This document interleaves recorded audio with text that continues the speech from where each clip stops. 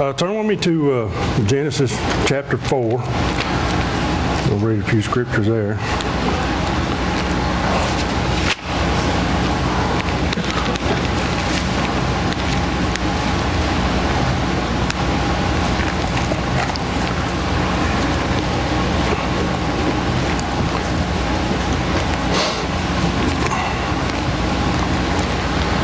Genesis chapter 4, we'll read verses 16 through 26. And Cain went out from the presence of the Lord and dwelt in the land of Nod on the east of Eden. And Cain knew his wife, and she conceived and bare Enoch. And he builded a city and called the name of the city after the name of his son, Enoch.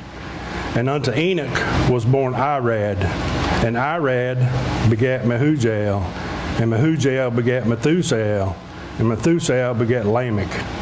And Lamech took unto him two wives. The name of the one was Ada, and the name of the other was Zillah. And Ada bare Jabal, and he was the father of such as dwell in tents, and of such as have cattle. And his brother's name was Jubal, and he was the father of all such as handle the harp and organ. And Zillah, she also bare Tubal-Cain, an instructor of every artificer in brass and iron. And the sister of Tubal-Cain was Naamah. And Lamech said unto his wives, Ada and Zillah, Hear my voice, you wives of Lamech. Hearken unto my speech, for I have slain a man to my wounding, and a young man to my hurt. If Cain shall be avenged sevenfold, truly Lamech 70 and sevenfold. And Adam knew his wife again, and she bare a son, and called his name Seth. For God, said she, hath appointed me another seed instead of Abel, whom Cain slew. And to Seth, to him also, there was born a son, and he called his name Enos. Then began men to call upon the name of the Lord. Now, just as an aside, don't have anything to do with what we're studying here. Look in chapter 5, verse 3.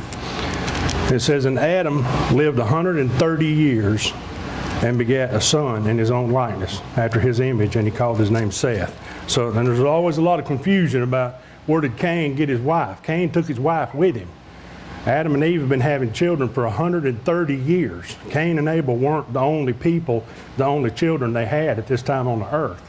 That's a moot question that people want to use just to mess you up, because there's only Adam and Eve and Cain and Abel. That's not true. Because Adam was created. When he was created, he was a grown man the day God created him. He didn't create him a baby and he had to live and grow like we do. He was created a grown man. And by the time Seth was born, he was 130 years old. So the answer to that is, when Cain left, he took his wife with him. There was other people. There was already generations of people on the earth. But the Bible's talking about Cain and Abel here. That's why that's used. And I don't want to confuse you with that. That's just a common question that people ask you. Where did Cain get his wife? Where, if he went off into the land of Nod, where'd she come from? Well, the answer is he took her with him. Now hold your place in Genesis and flip over to Matthew chapter 24.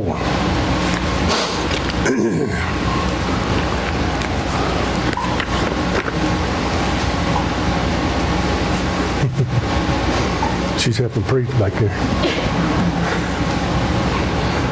Matthew 24, we're going to read verses 1 through 8. And Jesus went out and departed from the temple, and his disciples came to him for to show him the buildings of the temple. And Jesus said unto them, See ye not all these things? Verily I say unto you, there shall not be left here one stone upon another that shall not be thrown down. And as he sat upon the Mount of Olives, the disciples came unto him privately, saying, Tell us, when shall these things be? And what shall be the sign of thy coming, and of the end of the world? And Jesus answered and said unto them, Take heed that no man deceive you. For many shall come in my name, saying that I am Christ, and shall deceive many. And you shall hear of wars and rumors of wars. See that you be not troubled, for all these things must come to pass. But the end is not yet. All these things must come to pass, but the end is not yet. For nation shall rise against nation, and kingdom against kingdom. And there shall be famines and pestilences and earthquakes in diverse places. All these are the beginning of sorrows. You need to remember that. All these are the beginning of sorrows, Jesus said. Jesus painted them a clear picture of what the last days would look like. He laid out a blueprint for the end of the age. We're going to read the whole chapter. We're going through 24 and 25. He, thing after thing after thing. He said, these things are going to come to pass. These are going to happen. This is what it's going to do. He gave us a blueprint so that we would know when the time was here, so that we would know what was going on. So what does this scriptures in Matthew that we read and in Genesis have to do with each other? In Matthew 24, later on in Matthew 24, verse 37 and 30 through 39 says, "But as the days of Noah were, so shall also the coming of the Son of Man be. For as in the days that were before the flood, they were eating and drinking and marrying and giving in marriage until the day that Noah entered into the ark, and knew not until the flood came and took them all away. So shall also the coming of the Son of Man be." Those days, he said, are going to be repeated. The days of Noah. Jesus said, look at the days of Noah, because in the way the things were in the days of Noah, that's the way they're going to be in the day that the Son of Man is coming. So what I want to do is go back flip back into Genesis, and I want to go through and compare some of the days of Noah, what the Bible says about days were like in the days of Noah, in the days of the flood and before the flood, and compare them with the days that we're living in right now. Number one, in Genesis 4 and 3 through 5, these were days of religious perversion in those days, the days of Noah were. Genesis 4, 3 through 5 says, "And in the process of time it came to pass that Cain brought of the fruit of the ground an offering unto the Lord. And Abel, he also brought of the firstlings of his flock and of the fat thereof." Remember Cain? Cain was a farmer. He raised crops. Abel raised animals. He brought up animals. "And the Lord had respect unto Abel and to his offering, but unto Cain and his offering he had not respect." He did not respect the offering that Cain brought, the fruit of his labor, the flesh, the vegetables. And Cain was very wroth, and his countenance fell. And what Cain was doing, he was practicing a perverted religion. He was practicing a bloodless religion. It was perverted, and it was bloodless, and it was a different gospel, another religion. He was trying to force it upon God. He was trying to force his way with this. Remember, Jesus said, "The violent take it with violence." He was trying to force his way on. Jesus also said, "Everybody that comes except by me is a thief and a robber." And they're trying to force it. They're trying to practice this bloodless, this wrong religion. Hebrews 9:22 says, "Without the shedding of blood, there is no remission of sins." None. There has to be bloodshed. It has to be that way. God set that example with his parents, Adam and Eve. Genesis 3:21 says, "Unto Adam also and to his wife did the Lord God make coats of skins and clothed them." He covered them. He covered their sin with animal. He killed an animal. He sacrificed an animal. Animals have innocent blood. They're innocent. That's why there's no human sacrifice. There's no such thing as an innocent sacrifice in a human. No humans are innocent. That's why the bloodshed had to be animals. But God, he set that example for them. And Abel brought his sacrifice. He brought his animals, just like he should have. But Cain tried to force his bloodless, different, other religion onto God, and he brought his vegetables. He didn't bring any animals. There's no remission of sin that way. That's why God did not have respect to his offering, and he had respect to Abel. That was the very first sacrifice for sin. God slew the animals, and he covered Adam and Eve with the skins. 2 Thessalonians 2 tells us that in the last days there's going to be a falling away. There's going to be an apostate church. The whole church there's going to be versions and versions and versions of people bringing up other religions, worshiping other gods, worshiping other Christs. Jesus said that many in that day, many are going to come in my name, and they're going to say that I am Christ. There's all sorts of religions out there. You can take your pick. You can do whatever you want. You can worship however you want. Mormonism, these are just a few that are registered, recognized religions here in America. Mormonism, and they even refer to the Book of Mormon as another gospel of Jesus Christ. They even call it what it is. It's another gospel. It's another form. It was perverted. It was perverted. Buddhism, Hinduism, Unitarian Universalism, Wicca, Sikhism, Scientology. These are just a few that are recognized here in America. You can pick whatever religion you want to fit your lifestyle and to fit your belief system. But all of them are other religions. They're other gospels. They're godless and bloodless religions and gospels. So Cain was pushing that godless, bloodless other religion on them in those days, and we're doing the same thing today. It's going on. It's widespread. These are the days that we're living in of religious perversion. There were also days of prosperity back then. Genesis 4:20 says, and Adah bare Jabal, and he was the father of such as dwell in tents, and of such as have cattle. Jabal was the first one to practice the domestication of animals. He domesticated animals, and he started raising cattle. He fixed it so that men didn't have to hunt and scrounge and dig around for their food and their meat anymore. He started practicing animal husbandry and learned how to keep cattle and keep tents and be able to wander around and keep them, just like the cowboys in the Old West would wander around on the plains and keep up with their cattle, and when it was time to kill them. And by him doing that, everybody had plenty. Everybody had more than they needed, because nobody had to work for their food anymore. It was there. They just had to go over to the guy and buy it from him, just like we do. We go to Walmart. We don't do for ourselves no more. We go to Walmart and buy a pack of hamburger meat off the shelf. He was the first person that started that. He started this trend. He set this up. So they were days of prosperity. Here in America, in 2013, in spite of everything that America's went through, the median household income was still $51,900. That's $1,000 a week. That's $1,000 a week. We are enjoying, in spite of all the things, in spite of Obama and everything, this country is still living in prosperity. Everybody's got plenty. Everybody's got all they need. Everybody's got more than they need for the most part.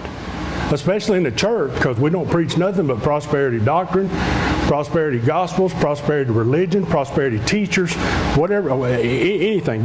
We have turned God into an ATM machine. That you got all the money, you got everything that you need. All you got to do is ask God for it, and He's happy to give it to you. That's how we are today. We're living in days of unprecedented prosperity, even in spite of all the things that are going on. We are living in days of prosperity. And remember, Sodom and Gomorrah, Ezekiel 16:48 says, as I live, saith the Lord God, Sodom thy sister hath not done, she nor her daughters, as thou hast done, thou and thy daughters. In other words, you're a whole lot worse off in what you're doing than what Sodom and Gomorrah did.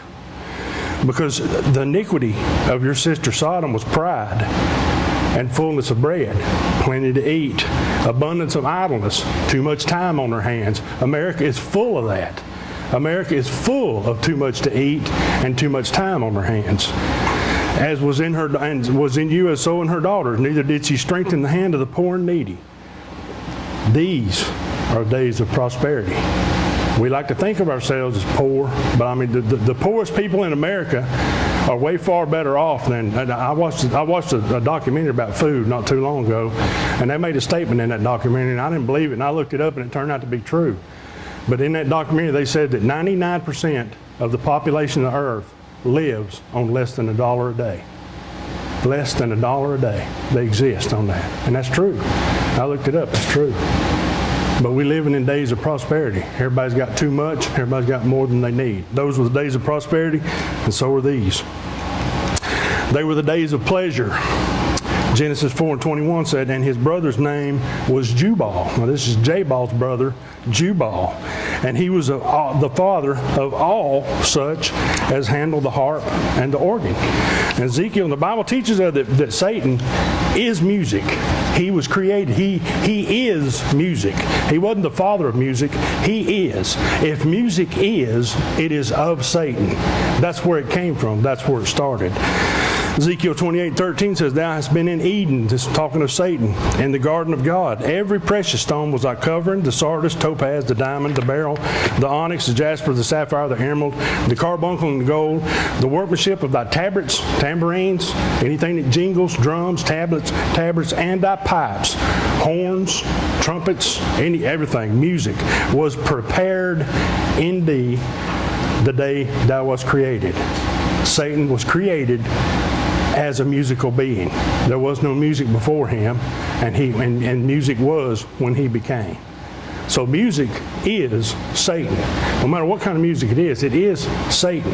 Now we've hijacked it. I'm not saying it's wrong. The Bible plainly tells us to, in times of trouble, to sing psalms, to uplift each other with songs and hymns and uplifting songs. I'm not saying but just understand, music, Satan is music from the beginning. And Jubal invented what we know now as the entertainment industry. He learned how to make music. Who taught him how to make music? Satan did, of course. Nobody played music before that. But he is the father of all that handle the harp and the organ. He created what we now know as the entertainment industry. There is no question whatsoever what an astronomical effect music has on mankind. It is known as the international language. Everybody understands music. Just think about how many TV shows there are dedicated to music, to finding new musicians, to finding new singers, Idol, X Factor, The Voice, all these. They're all worldwide. They all go on around the clock. All this, all the shows, the award shows and stuff that are situated around music, everything. Imagine watching a movie that don't have music in it. It don't have that music playing in the background. It's impossible. Imagine a world where there's no music. Music, no doubt, influences everybody on the face of the planet. No society has ever been known to not revolve around some kind of music. Even in the jungles, they sit around, they beat on tree trunks with sticks. There's some kind of music. Music is always there. It influences people. In 2000, again, these are some more statistics. In 2013, there was 30,367 music radio stations in America. That don't count talk radio, political talk radio, none of that. That's music. There's a musical radio station, 30,000. Total box office revenues in 2014 was $15 billion. $15 billion. In 2014, there were 245 network and cable television channels. 245 different television channels. And this don't count what we have: music parks, amusement parks, travel, recreation travel, sports. That don't count sports, NFL, any kind of sport. We live in America. We live to be entertained. We live from one entertainment venue to the next. I mean, people live from going to one concert, and they start counting the days till they're going to go to the beach, and then they start counting the days when they come back from the beach when they're going to go do this and do that. We live and demand to be entertained, and if it's out there and it's amusing, we will pay for it. Zip lines and whatever. It don't matter. If it's out there and somebody charges you to come see it, Americans will go to it. They'll go do it. Because we have to be entertained. The days we live in are the days of pleasure. So far, we're batting 1,000 with the days we're living in now compared to the days of Noah back then. They were the days of progress. Genesis 4:17 says, "And Cain knew his wife, and she conceived and bare Enoch, and he builded a city." Remember, Cain was a farmer. He was a farmer. He raised crops. That's what he did. That's all he did. He was a farmer. But he was forced to go out and tend for himself. He was cast out because of his sin.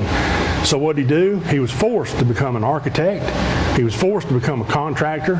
And he was forced to become a carpenter, a construction, a stonemason, whatever it was. He created that world. He created what we know now as architecture. He built that city. He created that city. Cities came about through the evil line of Cain. Not through the godly line. Cities and architecture and all these things, they came about through that line, through that bloodline, that evil bloodline of Cain.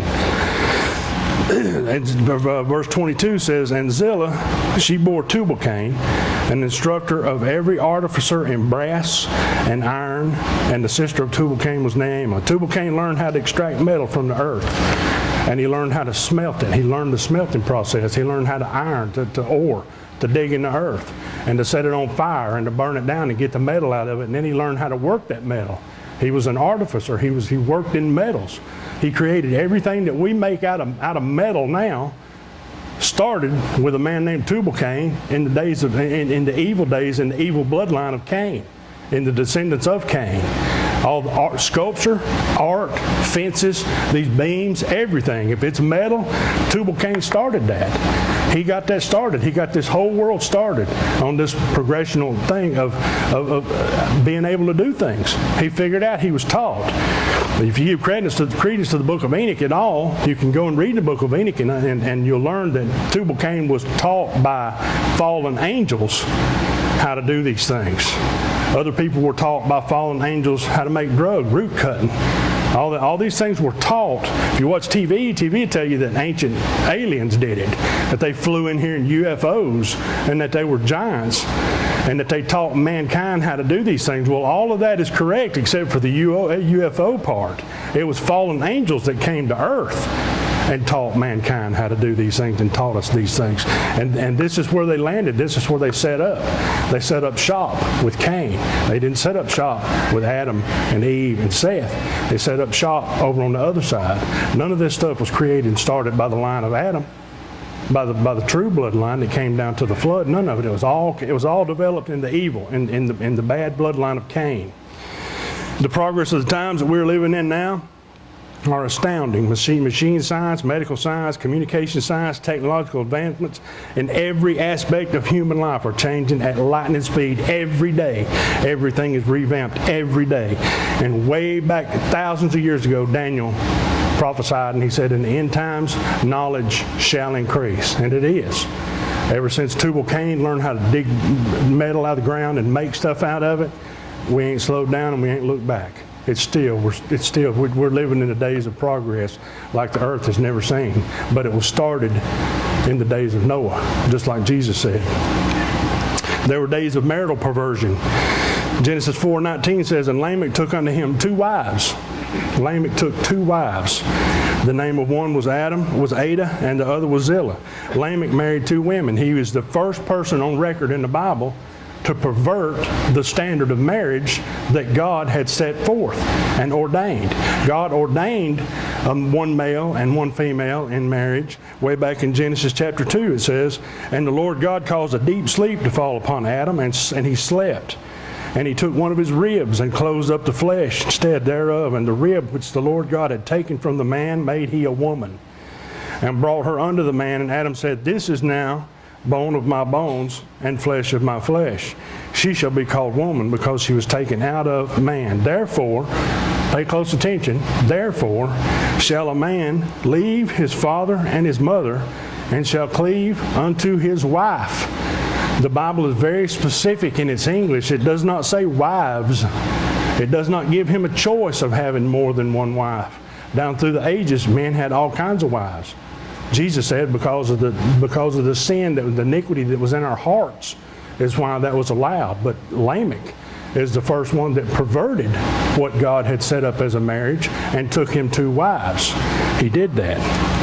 And it is clear, if anybody has any doubt that the marriage, this is the way God intended, is under attack and trying to be done away with in these days, then I don't know where you're living. I don't know where you're staying, because it's on the rise. It's on the ramp. Everything about the marital unit, as God intended it to be, is being attacked. You got all kinds of homosexuals wanting to marry. You got 2 and 3 people wanting to marry each other. You got people wanting to marry their dogs and their cats.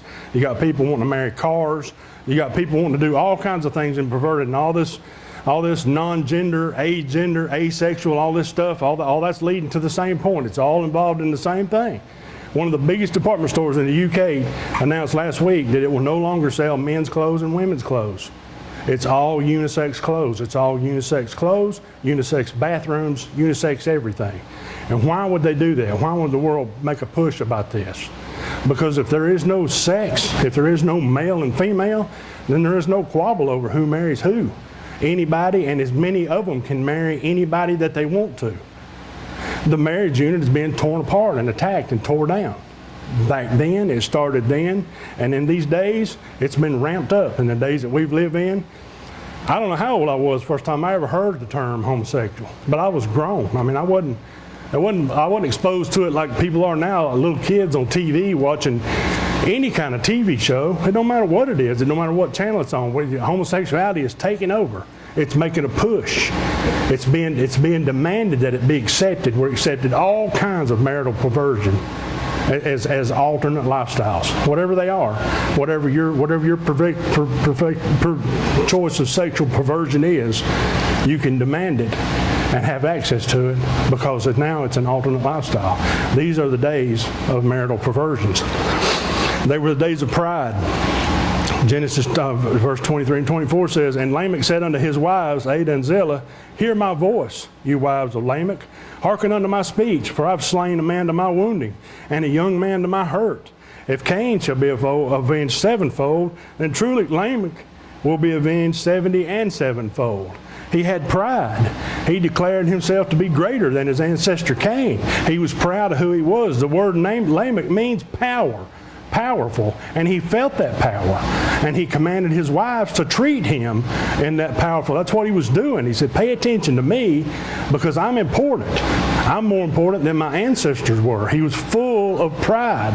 He was boastful in the things that he was saying, and he saw himself as number one, and nobody was better than him. We're living in days we hear politicians, homosexuals, and infidels calling out the name of God, using the name of God. Not because that they're giving God honor, they're giving him lip service to make merchandise out of him and out of us. It's lip service. They don't really want God to have anything to do with us. Otherwise, these same politicians who are calling on God one day wouldn't look the camera in the eye the next day and say, we have to accept homosexuals and do this for them and do that for them and bend over backwards for them and allow them to do this and allow them to do that. That's not godly. They use God. That's what Lamech was doing. He was using his position. It was pride. No, men don't have any regard for the Bible anymore. There's no more fear of God in the land. People don't fear God anymore. It's my body. It's my life. Don't judge me. Don't come near me. That's pride. That's pride and boasting against the Creator and against God. And that's exactly what Lamech was doing. He started that. And now we've picked it up. It's been all through history. I'm not saying there was a big gap for 1,800 years and we just recently picked all this stuff up. It's always been there, but now it's prevalent in society to the point that we're all paying attention to it. All down through history, people knew there was homosexuals, but nobody talked about them right up to the 50s and 60s and 70s and 80s right here in America. Then all of a sudden, boom, everybody you know, everybody you ever heard of was a homosexual. Just all of a sudden, pow, and they were there. And everybody was talking about it. I've said this before, and I repeat it because I think it's a shame, but in Bible study one night at Sulphur Springs, there was a woman in there, and she just recently died. She's 102 years old, and she made a comment about same-sex marriage. And I was sitting there looking at her, listening to her talk, and I was thinking, how many decades did that woman live before she ever heard same-sex marriage, all three of those words put together in a sentence? How old was she before she ever found out she had to deal with such a thing as same-sex marriage in the world she lived in? It's a shame. It's a shame and a disgrace. But it's the days that we're living in. It's being forced upon us, and the church is swallowing it up. The biggest church in Tennessee, what's her name's pastor just announced last week, he's going to start marrying gay people in his church. It's just that the church we're going down that path. It's the days of pride, of perversion, all those. They were days of pollution. Turn with me to chapter 6, Genesis chapter 6.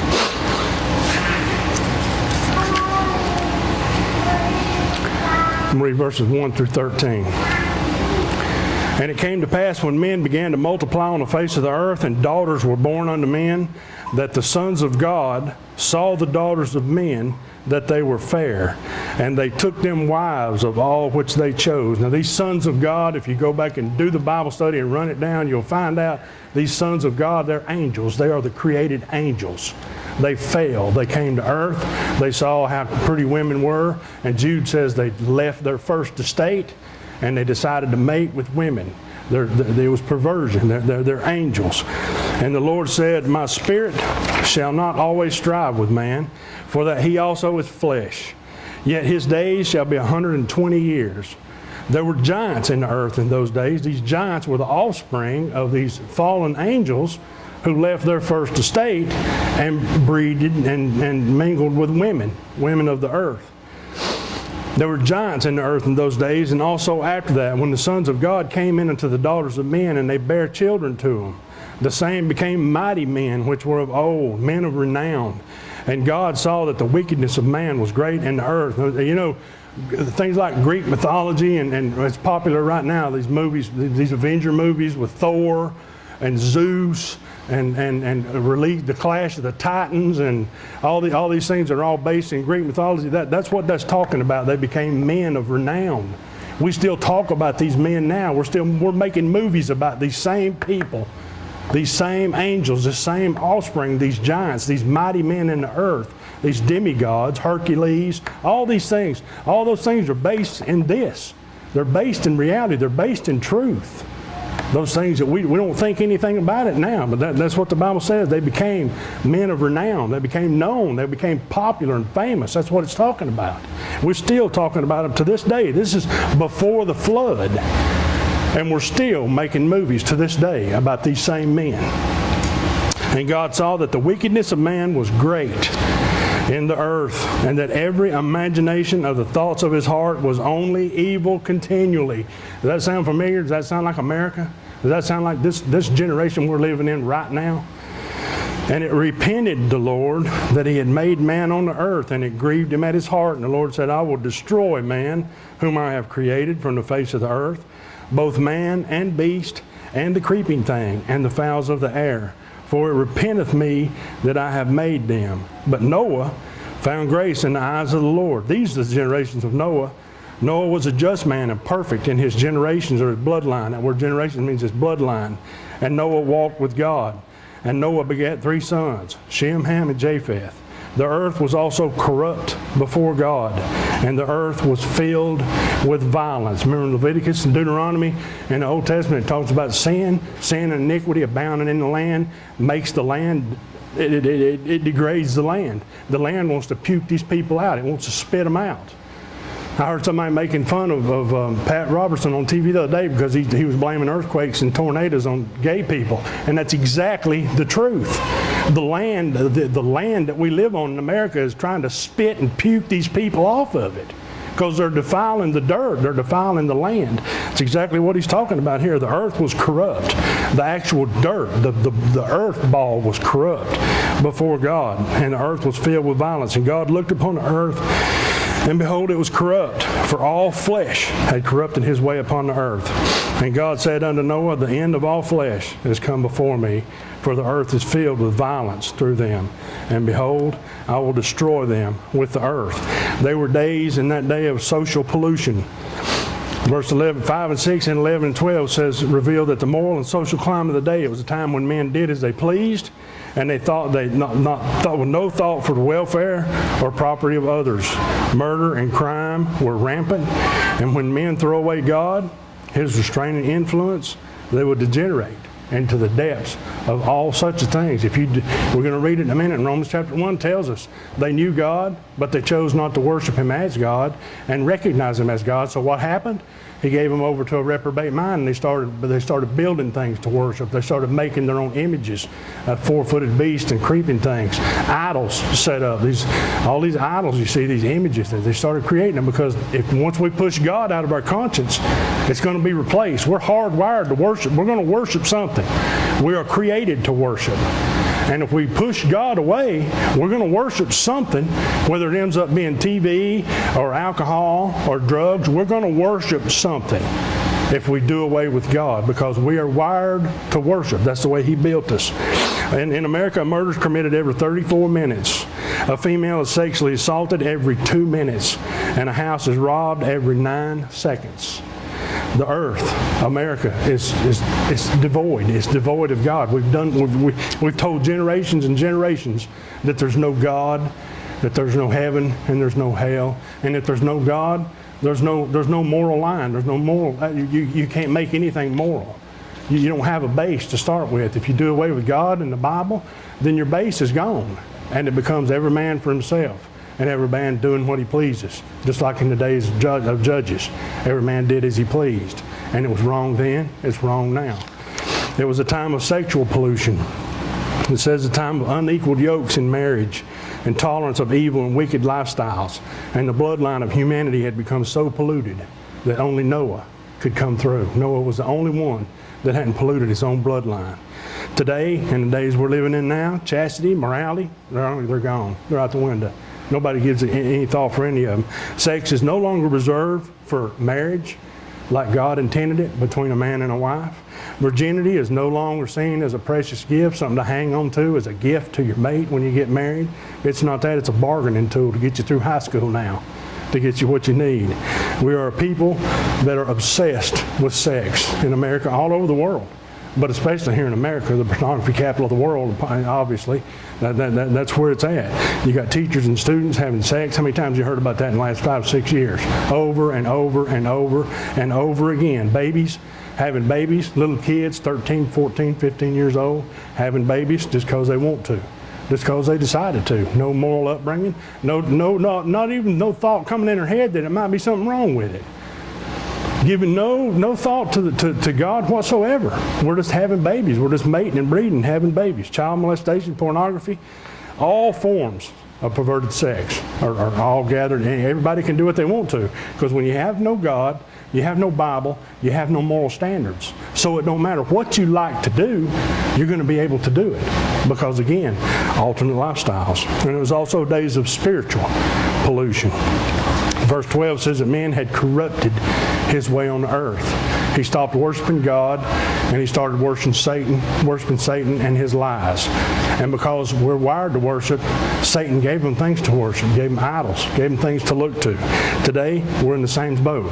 Today, we got psychics, angel worship.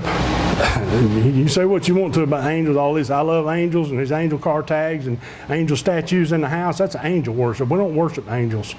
We're not supposed to worship angels. If you're exalting an angel, if you got an image of an angel, you're exalting that image above Christ Jesus. We're not supposed to have any images, but that's angel worship. We're not to worship angels. They're not for us to worship. Astrology, witchcraft, spiritism, psychic phenomena, demonic religion, Satanism, ghost hunters, paranormal activity. Look how many ghost hunter TV shows are on TV. That's witchcraft, people. That's people hunting demonic spirits. There ain't no such thing as a ghost. They are demons. They're demons and they're devils, and these people have set up shop to intentionally go out and try to find them and bring them into their life. It's not ghost hunting, it's demon hunting, it's devil hunting, and it's rampant, it's widespread in this land that we live in. Romans 1, turn to Romans chapter 1. We'll finish up there.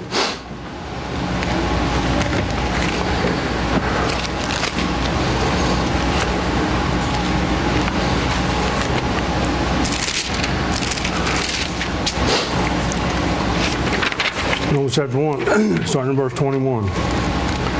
Because that when they knew God, so they knew God at one time, they know who God is, the awareness was there. Because they knew God, they glorified Him not as God. They chose. That's a conscious decision it's talking about. They chose not to. They knew Him, but they chose not to know Him as God and worship Him as God. Neither were they thankful for what He had done for them, for life and breath and sustenance, paying their bills, providing them with food. They weren't thankful, but became vain in their imaginations, and their foolish heart was darkened. Because they started thinking, I can do this. I've got this. I don't need God. I don't need God to get the things done. That's the whole question about evolution versus creation. Here's the thing. Evolution is godless. Evolution says we don't need a God for this to happen. You don't need to have days and days and days of contentious argument over creation versus evolution.